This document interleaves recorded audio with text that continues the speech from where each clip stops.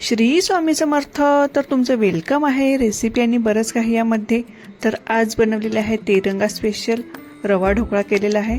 तर बघा कसं झालेलं आहे. आणि आपण त्यासाठी आता काय काय घेतले ते पहिले बघूया. इथे 1 वाटी रवा घेतलेला आहे, त्याच प्रमाणात 1 वाटी दही घेतलेला आहे. इथे पालक प्युरी घेतलेली आहे, गाजर किसून घेतलेला आहे, कोथिंबीर घेतलेली आहे, लाल मिरची घेतलेली आहे, मी इथे तीळ, मीठ घेतलेलं आहे चवीनुसार, इनो आणि राई घेतलेली आहे. तर एवढे साहित्य घेतलेले आहे बघा. तर इथे एका बाउलमध्ये रवा घ्यायचा आहे,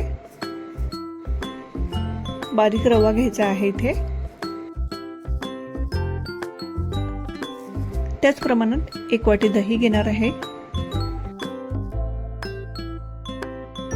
आता चांगलं मिक्स करून घेते बघा. आपल्याला थोडं जाडच ठेवायचं आहे ते, कारण आपण नंतर त्यात प्युरी टाकणार आहोत, त्यामुळे थोडं जाडच ठेवायचं आहे. थोडं जाड वाटत होतं म्हणून त्यामध्ये मी पाव वाटी पाणी टाकलेलं आहे. आता तो आपण 10 ते 15 मिनिटं बाजूला ठेवणार आहोत. आता इथे एका भांड्याला आपण तेल लावून घेणार आहोत. जर तुमच्याकडे अशा प्रकारे भांडं नसेल तर तुम्ही आपला टिफिनचा डबा असतो तेही तुम्ही घेऊ शकता. आता ते पाणी पण गरम करायला ठेवलेलं आहे. आपल्याला तिथे स्टँड ठेवायचं आहे बघा. आपलं पीठ पण चांगलं भिजलेलं आहे, थोडं जाडच आहे बघा. आता त्याचे मी 3 भाग करून घेते.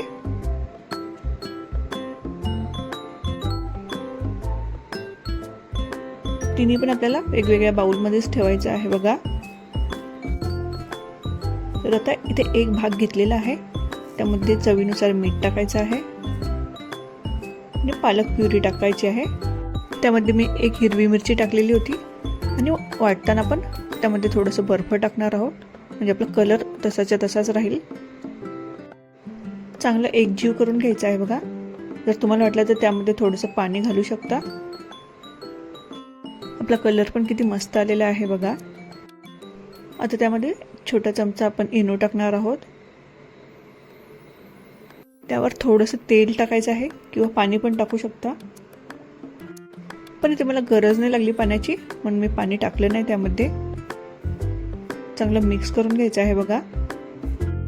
आपण जो बेकिंग टीन आहे तो आपण रेडी केलेला आहे, त्यामध्ये तो बॅटर टाकून द्यायचा आहे बघा.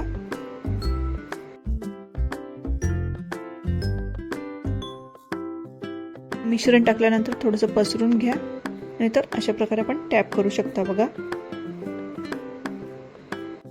तुम्ही तिरंगा स्पेशल काय काय बनवलंय हे नक्कीच कमेंट्स करा. तर बघा आता आपल्याला 5 मिनिटं स्टीम द्यायचं आहे. त्यानंतर आपण दुसरी प्रोसेस करूया. तर आता व्हाईट बेससाठी पण तयारी करूया. बाउलमध्ये रवा घेते बघा.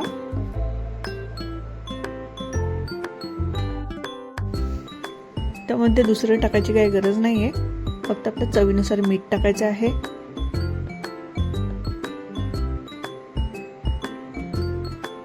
आणि पाणी टाकते त्यामध्ये, म्हणजे रवा आपला हलका होईल बघा.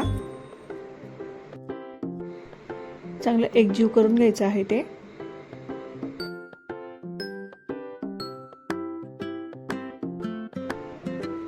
आता आपण त्यामध्ये 1 चमचा इनो टाकणार आहोत बघा. एकच प्रमाण ठेवायचं आहे प्रत्येकी.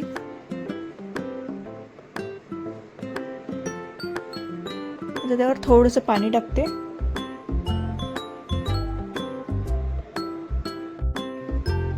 चांगलं एकजीव करून घ्यायचं आहे बघा. थोडं मिश्रण घट्ट वाटतो, पुन्हा 2 ते 3 चमचे आपल्याला पाणी टाकायचं आहे त्यामध्ये. आता ते 5 मिनिटं आपली स्टीम झालेली आहे बघा. आता त्यावरच मी व्हाईट कलरचा बेस टाकणार आहे. चांगलं पसरवून घ्यायचं आहे बघा.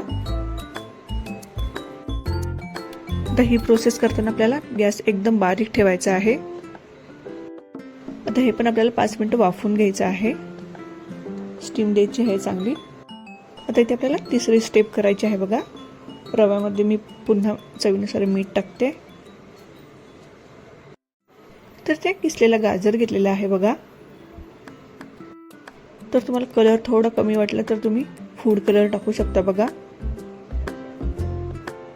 मी पाणी टाकते. जसं वाटलं तसं त्यामध्ये पाणी टाकायचं आहे बघा.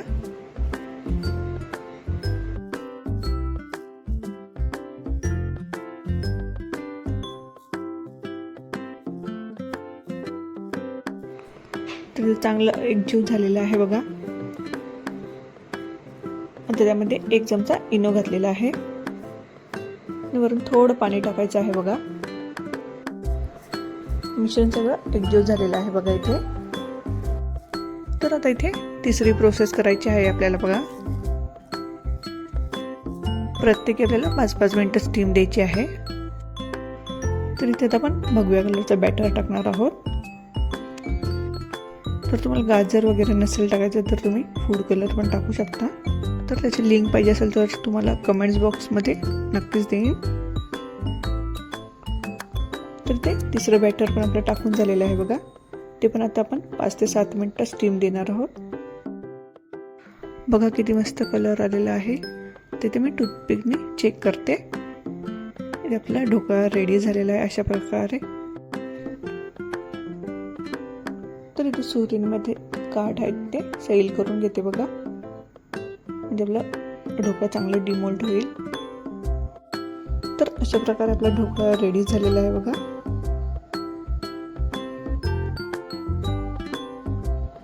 तर मी कट करून घेते. तुम्हाला ज्या साईजमध्ये कट करायचं तसं तुम्ही कट करून घ्या बघा. ढोकळा कसा मस्त फुगलेला आहे बघा. तर एका प्लेटमध्ये मी काढून घेतलेला आहे बघा. आपण आता तडका देणार आहोत. त्यासाठी तडका पॅनमध्ये 1 चमचा तेल घेतलेलं आहे. तेल चांगलं गरम झालं की त्यामध्ये राई टाकायची आहे बघा. 1 चमचा आपल्याला सफेद तेल टाकायचे आहे. इथे मी लाल मिरची घेतलेली आहे. कलर पण चांगला येतो बघा. आपला तडका देऊन पण झालेला आहे. वरून मी हिरवी कोथिंबीर टाकते. बघा कसा मस्त तिरंगा दिसतोय. जर रेसिपी आवडली तर नक्कीच लाईक करा, शेअर करा आणि सबस्क्राईब करा.